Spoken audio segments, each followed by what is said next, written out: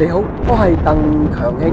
2026年8月22號，我親身經歷喺大溫哥華地區一場創紀錄嘅雷暴天氣。嗰晚超過有1800次嘅閃電，乒乒乓乓係咁閃。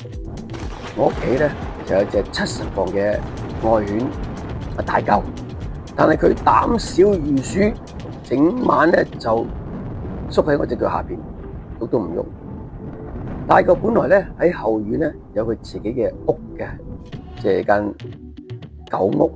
但係啊，佢喺雷電交加嘅時候咧，拍門求救啊，終於係俾佢入嚟屋企裏邊避一避啦。